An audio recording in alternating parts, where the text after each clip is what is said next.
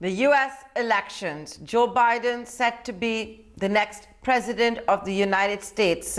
Good evening, ladies and gentlemen, and welcome to this edition of the Startup Central. I'm Nayantara Rai, working from home. What a week it has been till we got to know about Joe Biden occupying the White House. But of course, Donald Trump and team still looking at legal action, something we'll be following very closely right here on ET Now. But the question we're asking today is, what does Joe Biden as POTUS mean for big tech? What do the Democrats stand when it comes to big tech? And I'm going to be discussing that and a lot more with Wang, from the founder of Constellation Research, who's joining us live from the United States. Ray, it's always a pleasure talking to you. Thank you so much. A big thank you, because I know you've woken up really early in the morning to be part of our live broadcast. So we really, really appreciate that. It's looking like Joe Biden, after a nail-biting finish, is going to be the next president of the United States. Markets normally like certainty, but look at the way the Wall Street has been seeing a massive rally. In fact, all the global equities. But my first question to you is, what is it going to mean for big tech? It's a great question, right? But just so the viewers understand, right? In the U.S., the election has to be completely tabulated. You have to actually certify the votes, and then the electors are elected, and then the president is placed. But for all intents and purposes, it looks like Joe Biden will be the president-elect, barring other challenges that are happening. The big tech market is mixed, right? There are some great things that are coming on the way, and there's some other things where they have to worry about from the tax angle and from some other incentives that have been put in place in the past. So it's going to be interesting to see what happens on a couple of fronts, from taxes to H-1B visas to antitrust to investment in AI and quantum to U.S. versus China relationships to the regulatory environment and antitrust that could happen as well on social media, which is in itself its own little category. Okay, so let's take that all up one by one.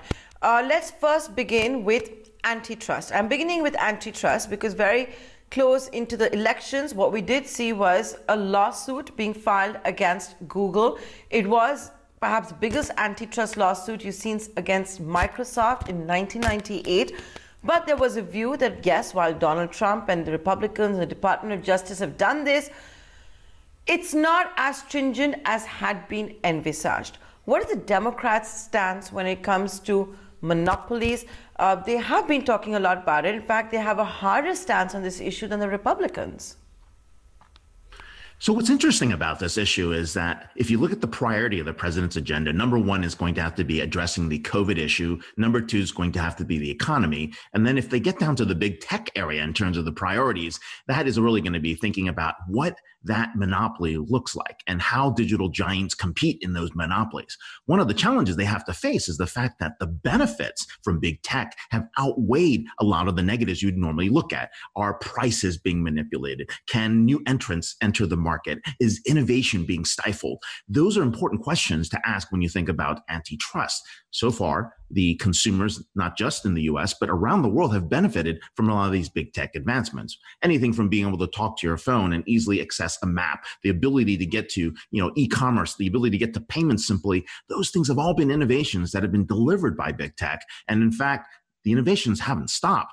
And in fact, the prices have dropped. So there's a big challenge trying to figure out how to come after big tech. But there are existing lawsuits that Joe Biden can take over. The Facebook lawsuit, they haven't decided if it's going to be an antitrust suit that's coming. There are other lawsuits that have been investigated by the House Antitrust Committee on actually Facebook, Apple, Amazon, and Google. And those are coming. And then, of course, we'll talk about Section 230 as well in terms of what they want to do to regulate Twitter or regulate other social media platforms. So while they still decide what to do about Facebook, the antitrust legislation and all of that, the other big question is, will Joe Biden and Team Joe Biden be in favor of breaking up big tech? I'm just going to come out and say it. Big tech, at least the employees' contributions, they have been supporting Joe Biden. Even if you look at the data that is coming out for lobbying and all of that, how is Joe Biden supposed to not factor all of that in? It's one thing to say it when you're running for elections, but when you're elected to go through with it, it's totally different. I don't know if that's going to play as much of a role, but you do have to say that in the Obama administration, they were very close to big tech, and there was a lot more partnership going on in terms of trying to figure out opportunities to solve larger issues. You'll see a cozying up of big tech in other areas. For example, maybe big tech is more receptive to helping out in addressing the COVID-19 issue, or big tech will help out more on climate change, or big tech will help out more on, other areas. Maybe it's, regulatory areas. Maybe it's trying to make sure that, the illegal trafficking of, human trafficking gets addressed. I think those are things that you'll see. So I think that's one aspect of it. However, right, the tax issue is something you have to take a look at as well. Under the Trump tax cut of 2017, corporations never paid for income that was generated outside of the country, and the effective tax rate, I believe, went from 35% to 21%. That will get raised to 38%. So the big tech companies will be paying more taxes, and they will probably experiencing a lot more regulation and a regulatory environment that's a little bit different, depending on who's chosen for both the FCC, the Federal Communications Agency, and the FTC, the trade organization that's looking at antitrust. Now let's talk about Section 230. Donald Trump had already passed an order to revoke it. It is expected that Joe Biden will not completely revoke it, but tweak it.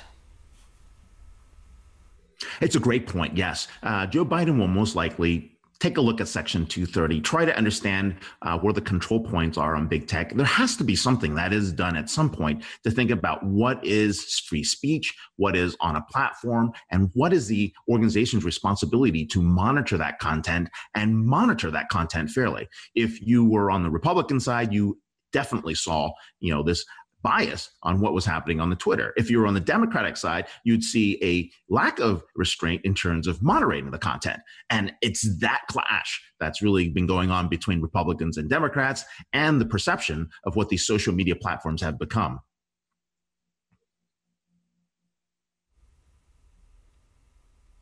China, that's going to be another something else to talk about. We, of course, had Donald Trump taking such a hardline stance, Chinese virus, all of that, demanding the sale of TikTok, saying why shouldn't the government get a commission? But it's no secret that big tech didn't like that. Look at what Mark Zuckerberg, for example, had said about it. Well, the challenge is this, right? When we think about China, we also have to think about what is free and what is fair trade. For a digital giant like Google and Facebook to operate in China is next to impossible, right? That China has its Baidu, its Alibaba, its Tencent, right? It's not going to let you come into their market and, control the media and potentially influence, right, the minds of the Chinese people. So therefore, they've completely blocked a lot of the U.S. big tech companies out of there. So the relationship is hard because of the tariffs. The relationship is hard because of export and CFIUS provisions that are out there, which prevent the export of potentially important U.S. technologies to China. And so that relationship is massively strained. And so you've got companies like Apple and Tim Cook on one end trying to manage that relationship, moving production to the U.S. Where possible, and trying to manage the Chinese expectations and Chinese retail stores out there. And then on the other hand, you have other companies who are really trying to fight that, like a Cisco, which is really happy that these regulations are in place to compete against companies like Huawei. So it's a mixed reaction, but in general, if you think about what it means on a foreign international relations perspective and foreign affairs perspective, what Donald Trump put into place and the Trump administration put into place was designed to protect the U.S. as the U.S. versus China war continues. And so by cutting off at the chip level and the semiconductor level, that gives the U.S. at least some time to catch up. But you're going to see a doubling down on investments in AI and quantum and other areas, which the U.S. still has a lead. And of course, trying to figure out what the supply chains look like on the big tech side. But that's the hardware and networking side. On the software side, there's still a lot of exports of U.S. companies to Chinese companies on software, and that area is less, seems to be less regulated on that area and has less issues. But of course, a lot of things in terms of trade and the trade gap, people are going to be watching to see if Biden has been influenced by China as in terms of its other relationships that have happened over the past. And something else that big tech would like, of course, is the expansion of the visa programs, something we in India will be watching very closely as well. Yeah, that's a great point, right? The H-1B issue is something where President Trump had significantly curtailed the number of H-1Bs, did make it harder, and didn't add to the pool.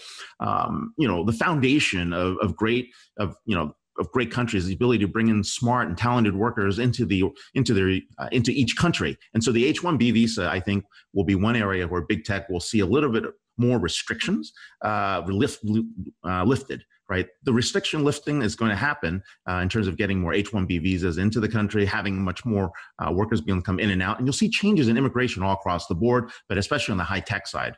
Traditionally, what they've done is they've tied the high tech H-1B issue with the illegal immigration issue coming in, trying to make it all one big issue around immigration, giving you the H-1B area and what happens on seasonal workers and gig workers that are coming through.